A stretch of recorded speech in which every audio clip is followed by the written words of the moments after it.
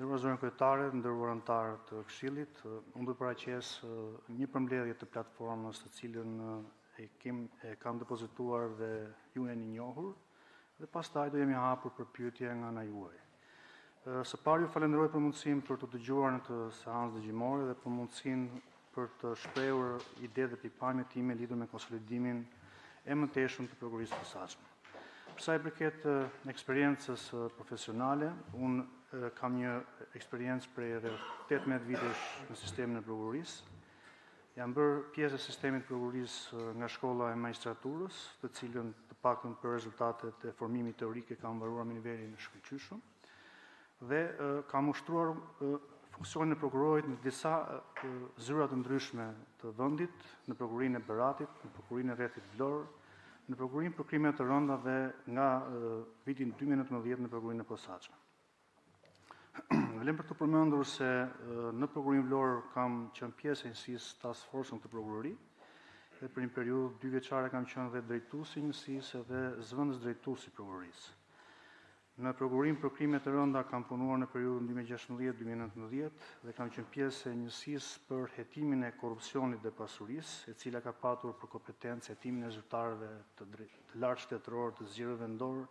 dhe të funksionarëve të drejtësisë. Po kështu në këtë prokurori në periudhën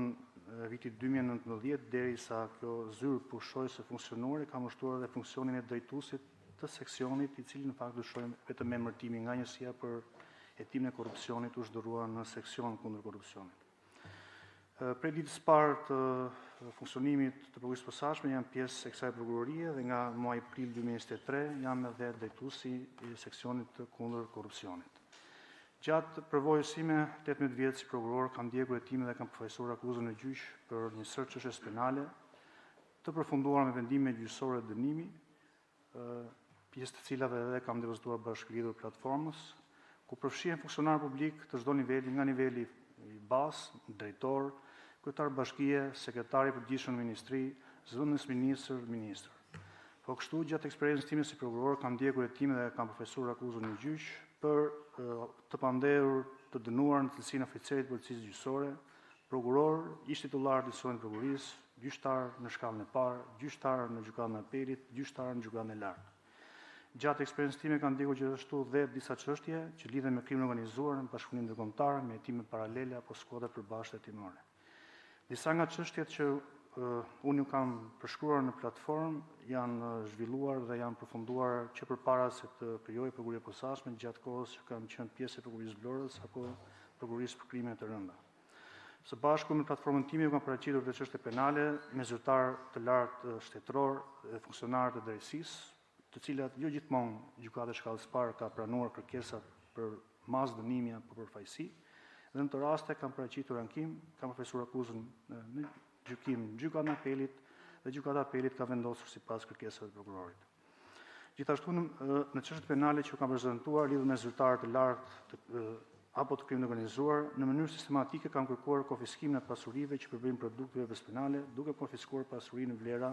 që shkojnë miliona euro. Nuk do ndalem gjatë në çështjet, pasi ato janë të përshkruara në platformë, por do të sjell në vëmendje vetëm një rast kur në vitin 2023 është konfiskuar një shumë prej 18.4 milionë euro, gjendje në llogari bankare me origjinë nga veprimtaria kriminale, të cilat i përkisin një organizate kriminale. Sjell në vëmendjen tuaj që vetëm kjo shumë është sa 2 fishi i buxhetit të SPAK-ut në vitin 2023 dhe buxheti në total ka qenë vetëm në shumën 8.9 milionë euro. Disa nga çështjet e mësimit kanë patur ndjeshmëri të lartë publike dhe kanë patur efekte direkte në luftën kundër korrupsionit dhe në rezultatet e punës së prokurisë së posaçme. Për sa i përket vizionit, sqaroj që ky kandidim për drejtimin e prokurisë së posaçme është një angazhim për të konsoliduar dhe përforcuar më tej institucionin më të rëndësishëm në luftën kundër korrupsionit dhe kundër krimit organizuar në Shqipëri. Vizioni im përfshin organizimin dhe konsolidimin e prokurisë së posaçme, ndërtimin e strukturë model e aftë dhe përgatitur për sfidat e reja të krimit organizuar dhe korrupsionit, duke ofruar rezultate të matshme, duke respektuar standardet ndërkombëtare të drejtësisë, duke fituar besimin e qytetarëve dhe respektin e tyre, si dhe të institucioneve në Shqipëri dhe partnerëve ndërkombëtar. Për sa i përket planit për organizimin dhe konsolidimin e mëtejshëm, kam ndarë në disa pika. Së pari, Prokuria e posaçme aktualisht ka një kornizë strategjike të miratuar që përbëhet nga 3 strategji të veçanta, është plani strategjik 2024-2027, dhe strategjia e komunikimit dhe strategjia për reduktimin e çështjeve të mbartura. Se do jem drejtuesi i kësaj prokurie, sigurisht do të marr të gjitha masat për vënien në zbatim dhe ndjekjen në zbatimit të këtyre 3 dokumentave, të cilat janë dokumente të mirë menduara, të mirë diskutuara dhe mendimin e parterëve ndërkombëtar.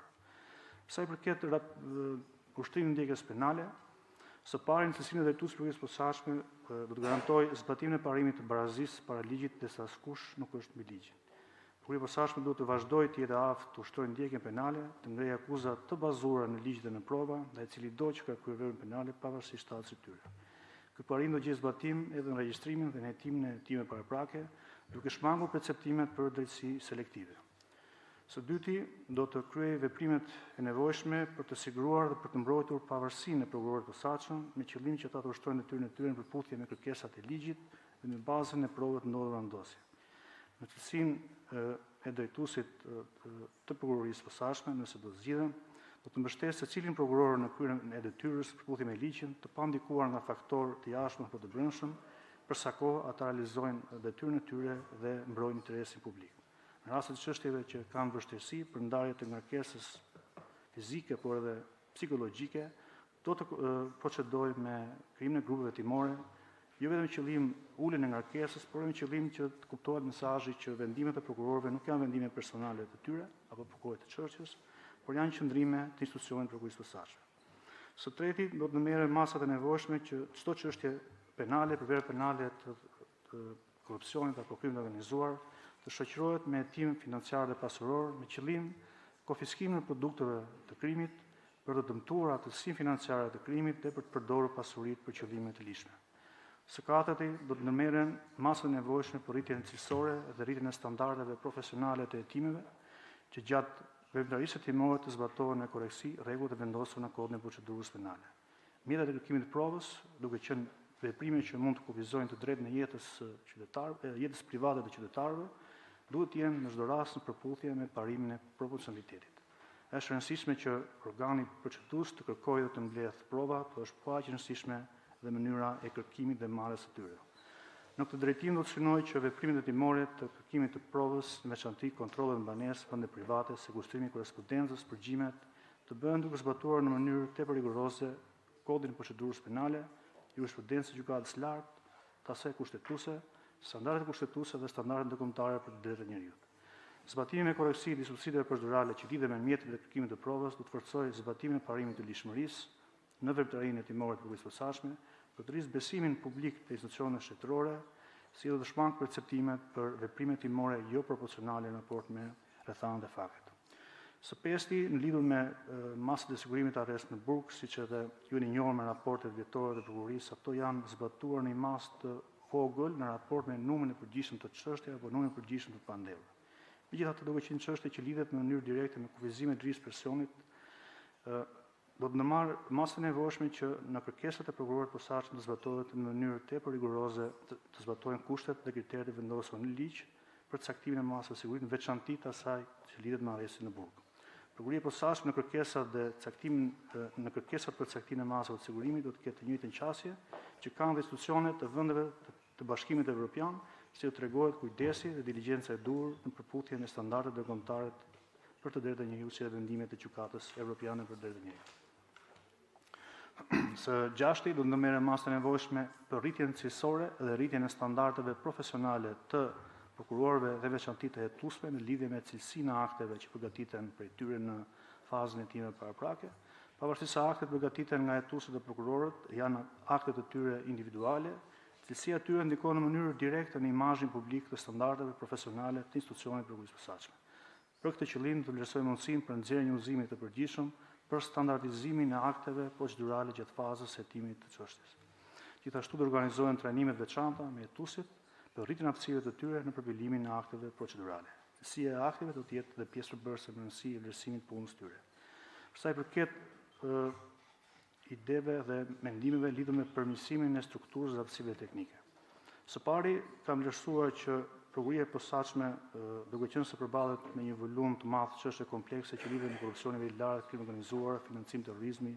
pasimin e parave dhe përdorimin e kriptovalutave, ka nevojë për krijimin e sektorit të veçantë të analizës së informacionit. Do të ndërmarrë të gjitha masat e nevojshme për krijimin e këtij sektori,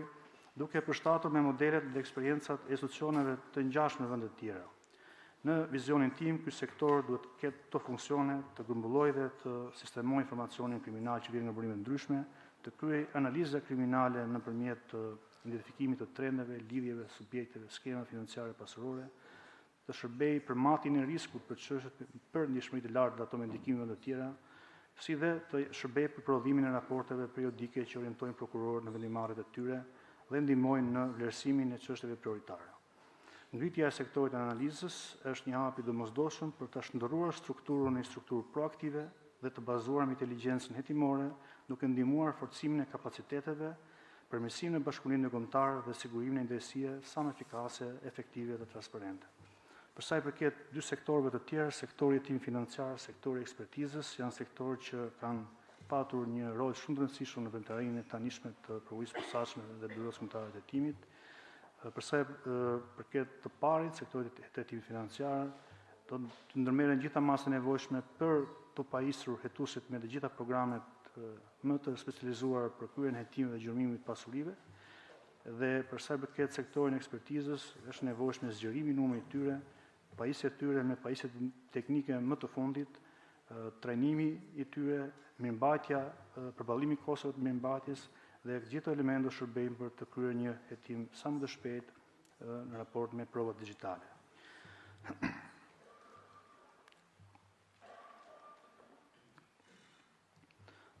Në raport me Byron Kombëtare të Hetimit, në këto vite të funksionimit të BK-s, hetuesit kanë mbajtur në peshë të madhe të hetimit të çështjeve të prokurisë posaçme dhe kanë patur një rol të rëndësishëm në hetimin e tyre, rol që vlerësoj që ka qenë në rritje. Megjithatë, mendoj që ka nevojë për disa përmirësime. Së pari, në këtë periudhë jashtëveçare, struktura e posaçme nuk ka patur kapacitete dhura për të realizuar në mënyrë të pavarur veprime operacionale të vëzhgimit të personave në vende publike, vendosjen e pajisjeve dhe realizimin e përgjigjeve në vende private. Në këtë drejtim, veprimtaria hetimore e prokurisë posaçme dhe BK-s ka qenë e kufizuar në aspektin operacional nga institucionet e tjera, siç